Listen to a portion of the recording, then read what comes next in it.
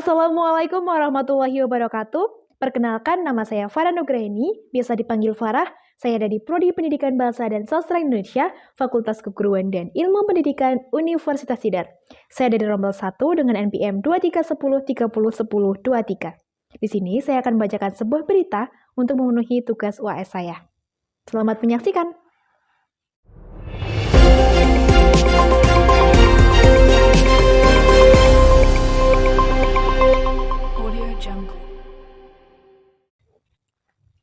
Selamat pagi pemirsa, kembali lagi dengan saya Farah Nugraini dalam acara Radar Untidar. Selama beberapa menit ke depan saya akan menemani Anda dengan berita-berita terkini, teraktual, dan terpercaya.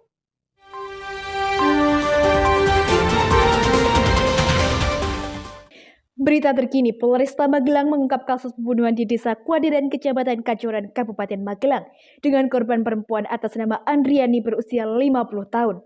Korban dianiaya hingga tewas oleh suami barunya berinisial SS 44 tahun yang tersulut emosi. Jasad wanita malang tersebut ditemukan di sebuah kolam yang digunakan untuk merendam bambu di Desa Krasak, Kecamatan Salaman, Kabupaten Magelang.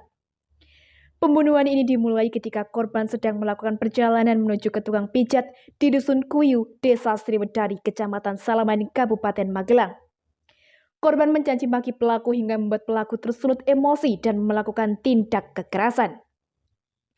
SS menganiaya istrinya dengan mencekik dan mendorong tubuh korban hingga terjatuh dan terbentur jalan cor. Kemudian tersangka membenturkan kepala belakang korban ke jalan sebanyak 3 kali hingga korban meninggal dunia. Pelaku kemudian menyembunyikan jenazah istrinya pada kolam untuk merendam bambu. Keluarga yang curiga atas menghilangnya Andriani segera melapor ke pihak kepolisian. Tak butuh waktu lama, akhirnya SS kemudian ditetapkan sebagai tersangka dengan bukti-bukti yang kuat. Atas perbuatannya, tersangka SS disangkakan pasal 338 KUHP dengan ancaman hukuman penjara paling lama 15 tahun atau mendasari pasal 44 ayat 3 Undang-Undang Nomor 23 Tahun 2004 tentang penghapusan kekerasan dalam rumah tangga dengan ancaman hukuman paling lama 15 tahun penjara dan denda 45 juta rupiah. Kita beralih ke berita selanjutnya. Sebanyak 4 orang di Magelang, Jawa Tengah diamankan diduga terlibat tawuran yang mengakibatkan seorang pelajar SMP tewas. Keempat terduga pelaku masih menjalani pemeriksaan di Mapolresta Magelang.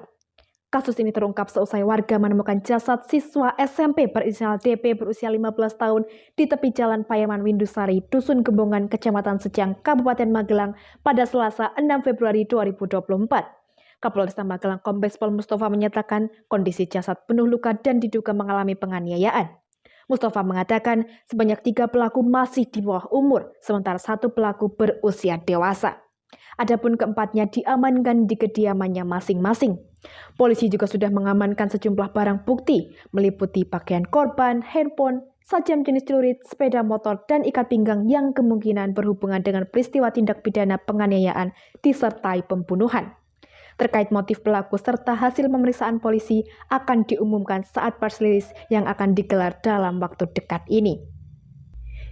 Kita beralih ke berita selanjutnya. Kabar mengejutkan datang dari Kepala Desa di Kecamatan Dukun, Kabupaten Magelang, Jawa Tengah.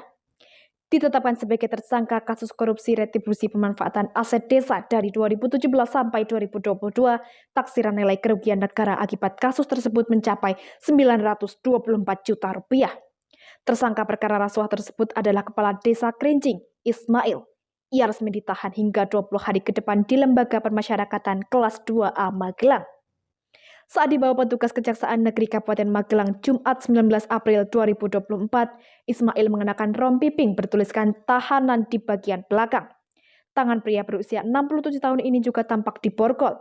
Kepala Kejaksaan Negeri Kabupaten Magelang Zainsu Sri Mungaran mengatakan, tersangka melakukan korupsi retribusi kegiatan penambangan mineral bukan logam berupa pasir dan batu yang berdiri di tanah milik Desa Krincing selama 2017 sampai 2022. Uang retribusi tersebut selanjutnya tidak pernah masuk dalam pendapatan asli desa, melainkan masuk ke kantong pribadi tersangka. Perbuatan ini mengakibatkan kerugian negara sebesar Rp924.299.900. Ismail dijerat pasal 2 ayat 1 atau pasal 3 tentang pemberantasan korupsi dengan ancaman hukuman 20 tahun penjara. Baik pemirsa, Berita tadi sekaligus menutup perjumpaan kita pada edisi hari ini. Saya Farah Nugraheni pamit undur diri. Sampai jumpa. Selamat pagi dan selamat beraktivitas.